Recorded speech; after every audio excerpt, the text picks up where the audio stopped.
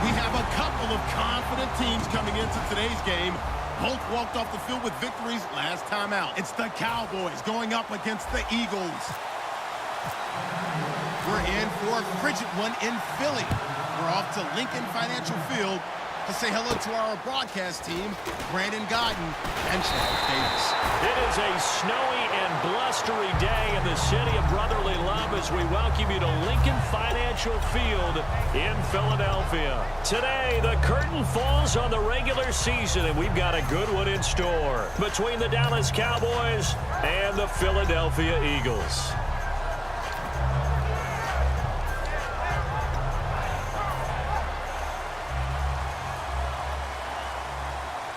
It's a 5-receiver set. 3 to the left, 2 to the right. Throwing is Wentz. Jordan Matthews, the one he was looking for. And now it's second down. And a peek at the offense. And Matthews, a guy that we have to talk about. And Jordan Matthews, Brandon, is an anomaly. Normally, a long receiver plays outside. He likes to work out of the slot. Does a terrific job absorbing punishment and catching the football.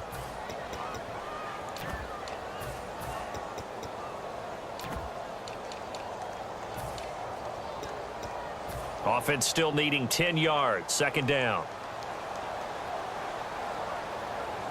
Here we go now. Wentz again here on 2nd and 10. Hits his target, Reuben Randall. That one goes for 24 yards. I like watching the wide receiver screen because it's a real teamwork play. Because guess what? The guy catching the ball, he'll get all the credit. But how about the people up to block in front of him? Either fellow receivers or offensive linemen. That makes that play a really nice timing play, and sometimes it can break big.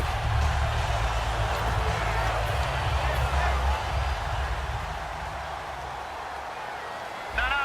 Check. Patriot. Set. Green. 39. It's a toss right. Ryan Matthews. And that play goes nowhere. Taken down, losing yardage at the 50, right at midfield. Whenever I go to a team's practice facility and watch them work, I love to watch the defensive guys in what they call pursuit drills. The ball goes either towards them or away from them. How fast will they respond? On this play, the defensive end responded better than anyone and made a really nice play. Second down and a little ways to go here. 2nd and 13.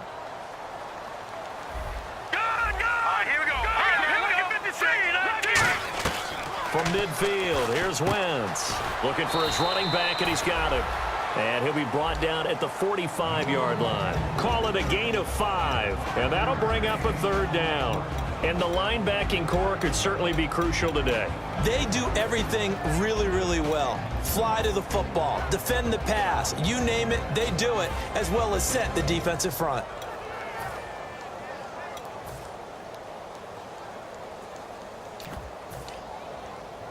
And the line to gain here is the 37 on 3rd down. Hurry up, here we go. Now Wentz. He hits Randall, complete. And he gets it to the 32, good enough for a 1st down.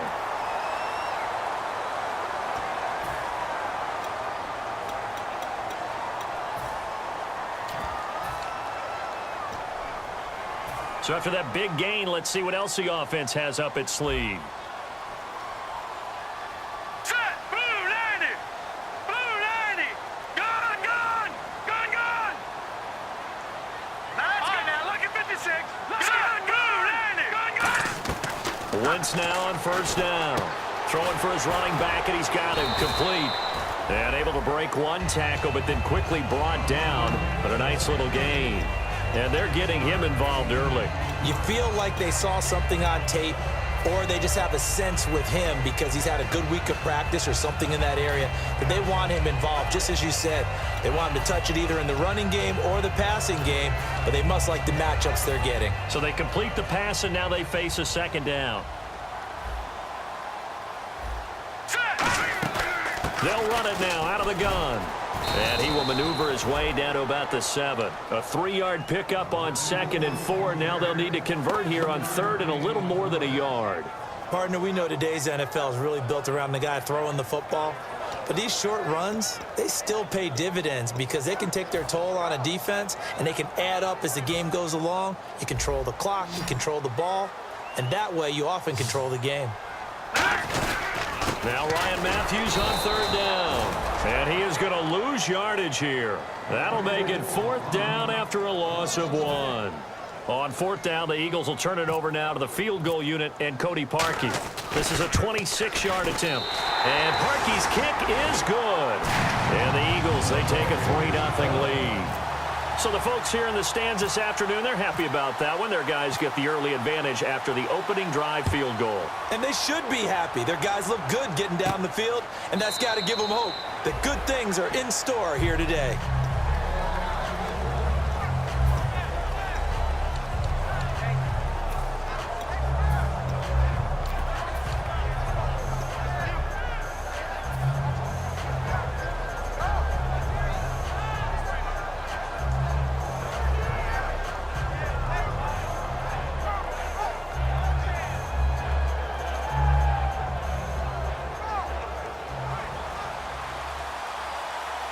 And some changes here as the D-line separates some. Let's go, 21. And they'll go ground game here with the tailback.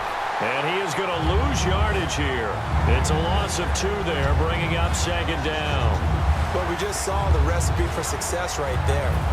Big body, strong, agile, playing with great leverage in hands. Not really able to be blocked on that play. Close things down inside.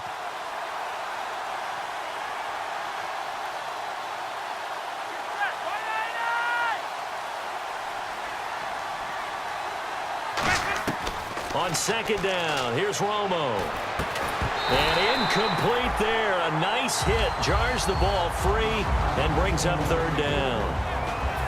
And how about this wide receiving core, Charles? Well, I was at the hotel watching a little film, and you popped your head in and said, these receivers are pretty good from what I can tell.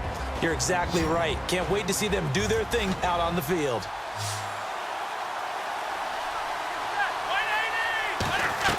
Throwing on third down, Romo. Wide open receiver complete. 23 yards on the play. Well, the advantage has certainly shifted to the defense as we began that third down play, and they found a way to foil it and pick up a first down. Third time's a charm, right? 2 incompletions. Had to have it on third, and they got it. Yeah, they stuck with it, weren't daunted at all, and picked it up. Clock rolling as we hit the midway point of this first quarter.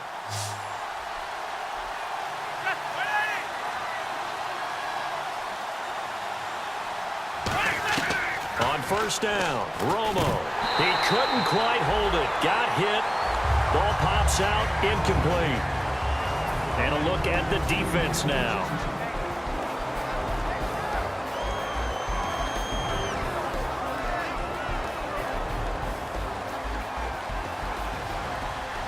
So the D-line's going to spread out. On second and 10, Romo. And this time he's got the hook up. It's complete. And they thought they could exploit this defense with some really quick hitters, quick action. They worked on that in practice. We just saw it there. And we saw them break it down to the fundamentals as well. Each position group had their own little work on it. You know, they worked on a drill here with the receivers, a drill there with the quarterbacks. Then they brought it all together, and now it's paying off in the game. They'll give it to him right up the gut. And he'll be taken down at the 34. A gain of 3, second down. It's really simple to say that they know their identity, that they are a passing team. But one of the reasons that they're so successful, they know how to mix in the run and make sure that they keep the defense off balance and not able to just simply say, let's go get the quarterback and disrupt things. Get ready. To throw on second down is Romo. And this one complete to Winton over the middle. Give him 6 on the play, and that'll bring up a 3rd and 1. When you execute a drag or a crossing route really well and give them a chance to let it develop a little bit, you can gain some significant yardage hitting your tight end on that one. And they'll let their fullback try and push the pile. Just a gain of a couple, but good enough to keep the drive rolling. On 3rd and 1, it seems natural to just turn and hand it to the biggest guy you have in the backfield. But usually, he's not the primary runner. So for the defense, they're often keying on the running back because he's the guy who gets the ball more often, and the fullback is the blocker. When he ends up carrying the football, that's a heck of a tendency breaker, and now you're just trying to jump on his back and hold on. This drive is turning into an extended one, and the guy carrying the ball, he's becoming more like a body blows guy. Every carry is putting some damage on the defense. So after a while, I'm not too sure how many guys are going to want to run up and tackle him. And this one goes nowhere. Losing yardage back at the 22. They'll lose a yard, and it brings up 3rd. So if I'm an offensive coordinator, there's one thing that I know for sure. This is one of the top 5 teams in the NFL against the run. So when I look at my playlist, I'm probably thinking about throwing it. Let's go.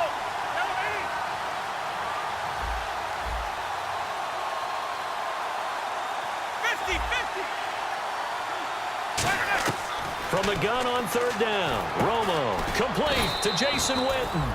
And he will have the first down inside the 10 to the 9-yard line. And another reception by Jason Witten, all reliable for Tony Romo. You know what they say, partner? Once you get your first 1,000 catches, it's all gravy after that. Yeah, one of 2 tight ends. He and Tony Gonzalez in the 1,000-catch club in the tight end department. And he is into the end zone for a Cowboy touchdown. Terrence Williams, his 6th touchdown of the season. And the Cowboys have taken the early lead. That's one of those long drives where not only do you score, but you really tire out the defense, too. That's a great point because now they've been on the field for a long time. Them going to the bench, trying to make adjustments, trying to figure things out, but they'll do so fatigued. And oh, he kicked it out of bounds. That's a big penalty. And this is where the rest of the team turns and stares at the kicker and says, you have one job, execute it.